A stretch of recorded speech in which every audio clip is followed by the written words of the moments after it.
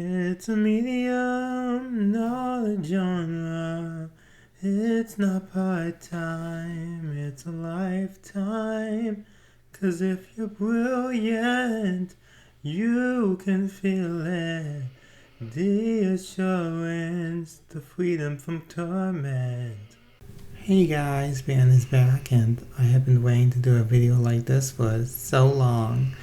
The Minecraft MMORPG Wynncraft has been a game which I've been in love with revisiting every now and then just to experience the updates or just play the game in general, because it is a massive level of content which I would not normally expect to have something which is essentially free outside of it. It's really, really great.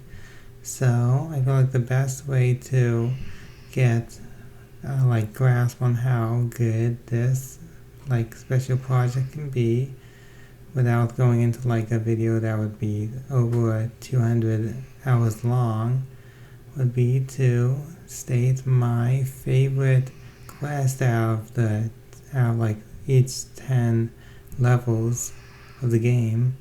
And I feel like it could be an interesting for you to see my experience and just how I dog these, and it was me because these individual levels do have very high competition.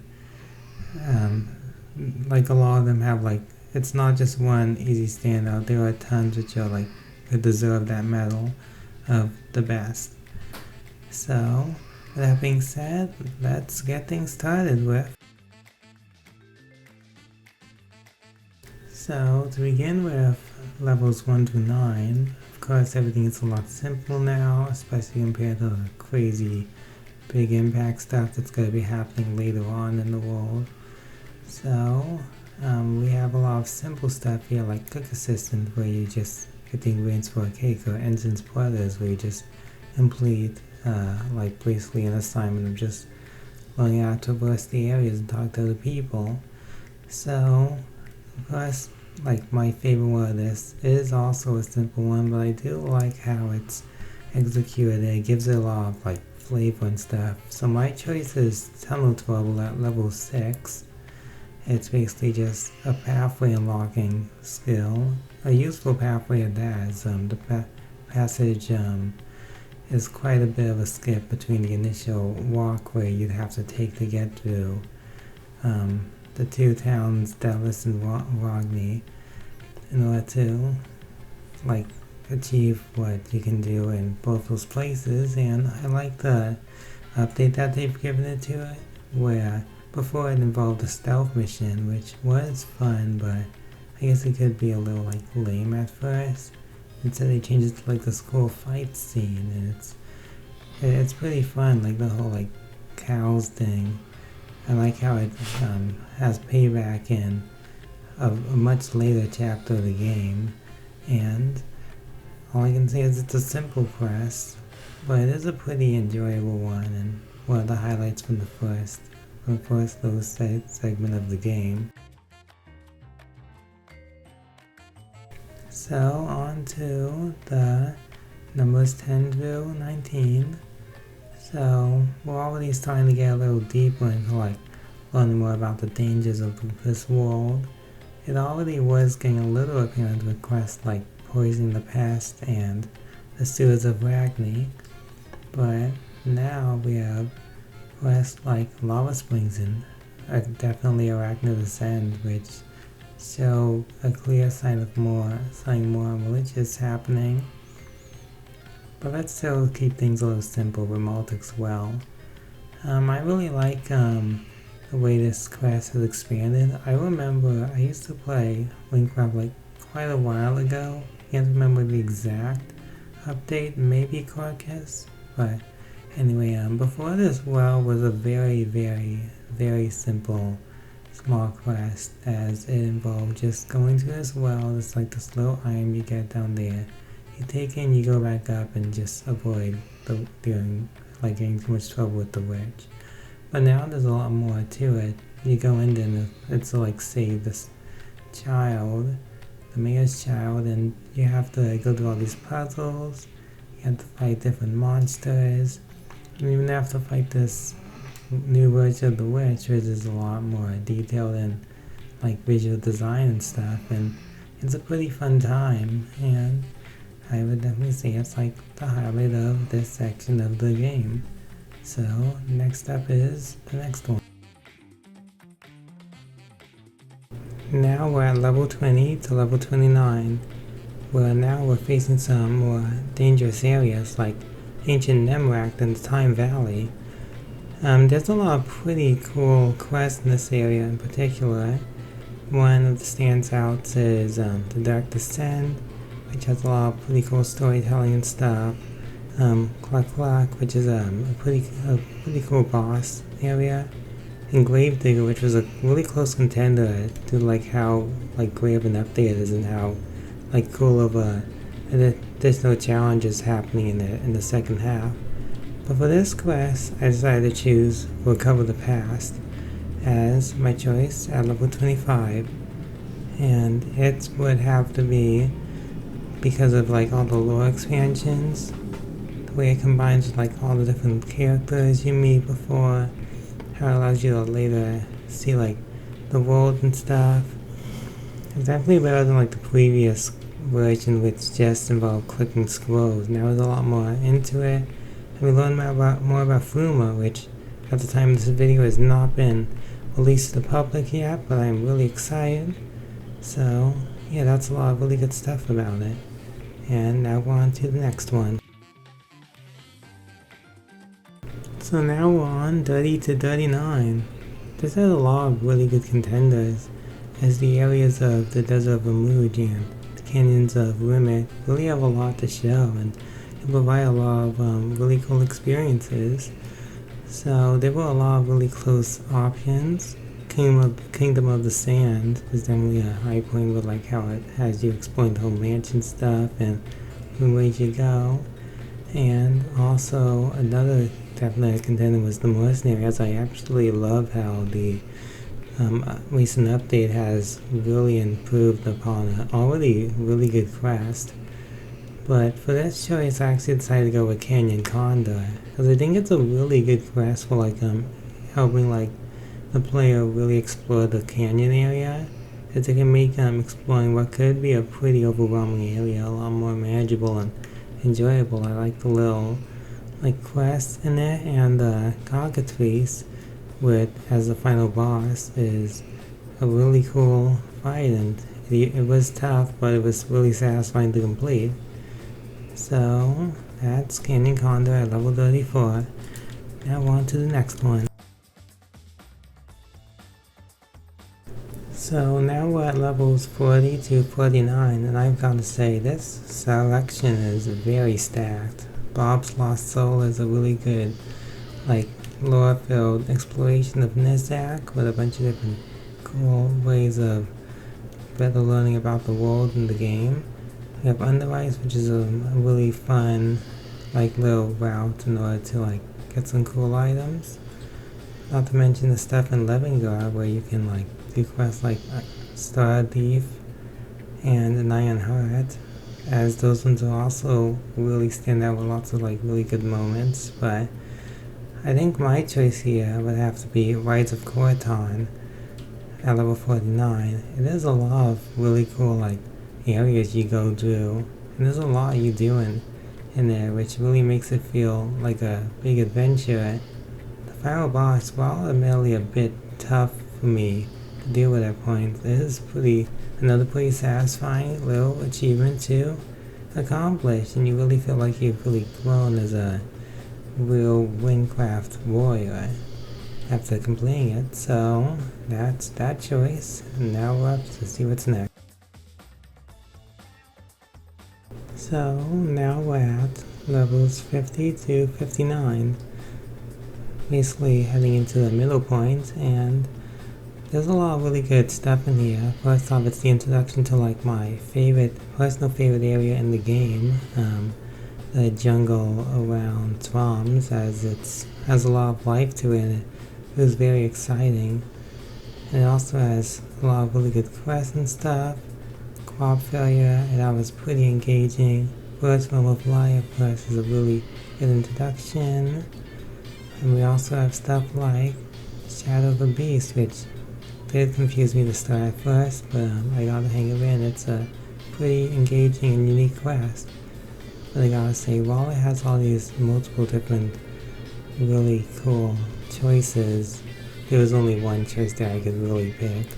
A Grave Mistake at level 50. It has to be one of my favorite quests in the game in general. Despite the House of Twain not being my favorite quest from the 40s, it is one which leads to a lot of intrigue about the Twain's situation, and The Great Mistake does a great job at expressing that. It's an extremely unique quest. It sounds similar to the Dark Descent from before, as it doesn't involve like really any like actions. You're mainly just like exploring a location. It's hard to even call like the way you explore further into them puzzles, because it's just you don't really do much with them. It's kind of, but what makes this different is that it's like less linear, and it really helps like add this atmosphere. It's not really a quest you do, it's more like just a quest you experience, and it really helps you like see just how crazy the House of Twain stuff is, and it's a really cool experience that is really encouraged like to your experience yourself, like with all the lore and stuff. So yeah, that's my choice for number 50 to 59, and we'll see what's next. So now we're at 60 to 69, and once again there are a lot of really good choices here. One we have is Memory Paranoia, which is a really cool backstory quest, which really has a lot of engagement and stuff, and feels very unique.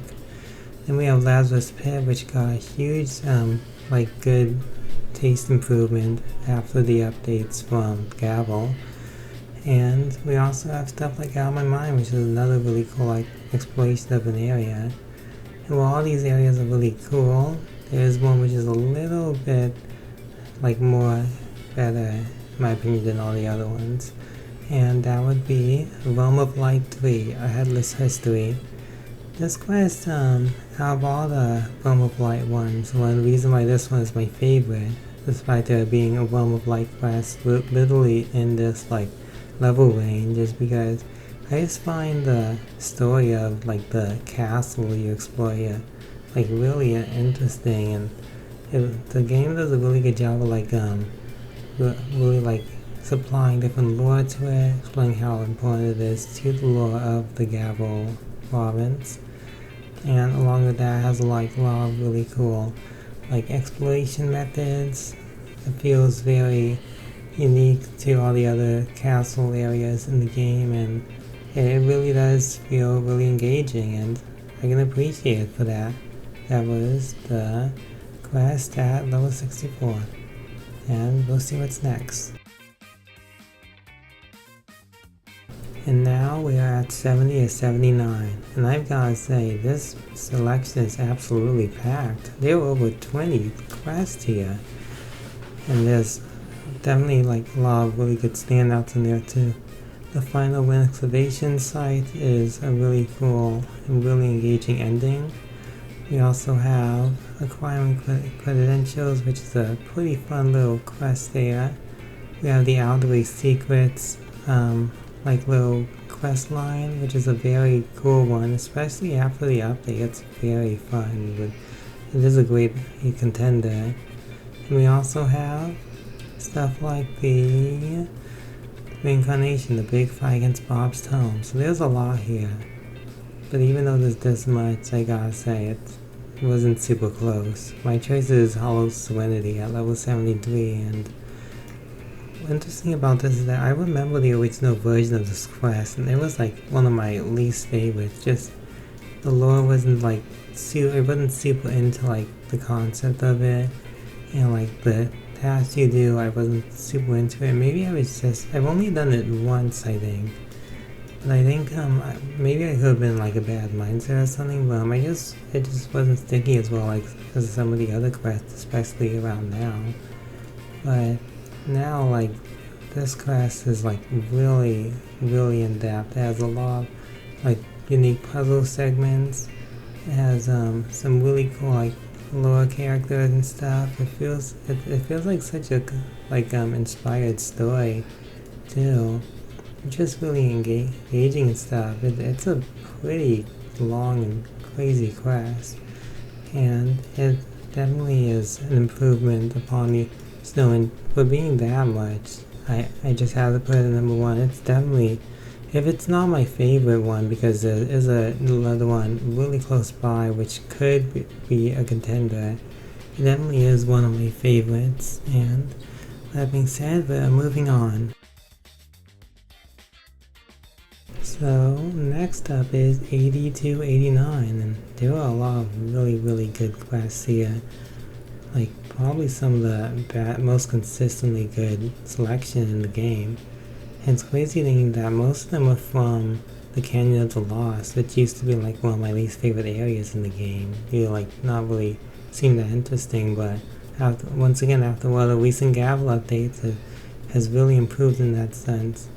So some of the quests we have is Beyond the Grave, which is one I really like. The different places you go, the different puzzles you have. It's one which which sounds like it could be simple, but the team really did a lot for it. Then we have From the Bottom, which is a really simple, but it's mostly just a quest line idea I really enjoy, like just trading with a bunch of different people in order to get like a specific item. I always thought that was pretty fun. And another example of a quest which really got improved a lot since it was so lost is before I thought this quest was kind of annoying. Like not super annoying, but just like wasn't super, didn't really have anything super strong going for it. But the new version really adds a lot to it and like helps give it a lot of personality. But even though this one that I'm actually choosing wasn't as from the bottom as before, the update really did some wonders. And for this, it would be the Canary Calls. As before, this quest was already pretty cool, where you like go into the special cave area. There were some nice puzzles and stuff, but the update really added a lot to it. There are some really out there concepts for puzzles which really do play with like the expectations of the average Wynncraft player, especially me who's been like playing the game for a while now. And I was pretty blown away by the different qualities you do in this quest. Even the boss fight at the end was very mechanically unique. And overall, it was just a really cool experience. And it's hard to like really say much more about it. It's one of those things you have to experience yourself in order to really feel the magic of it. So, that being said, we're on to the next one. So now we're at the 90 to 99 route, the second to last point of the game so far. And I gotta say, despite like not having as many quests as the previous selection, there are a lot of really good standouts. The Feathers Fly quest line and the Dwarves and Dogons quest line are both really cool and really have a lot of fun, like little gameplay segments, especially Feathers to Fly. And there's also quests like the Fantastic Voyage, which really has a lot of like cool exploration elements, and along with 1000 Years, there are just a lot of really good standouts this one. In so many different places, I wish we could combine them all into one. And we can kind of do that with the Breaking Point at level 97. This quest feels like a big leveler. It's like all the like previous stuff you've been doing in the like later half of the game.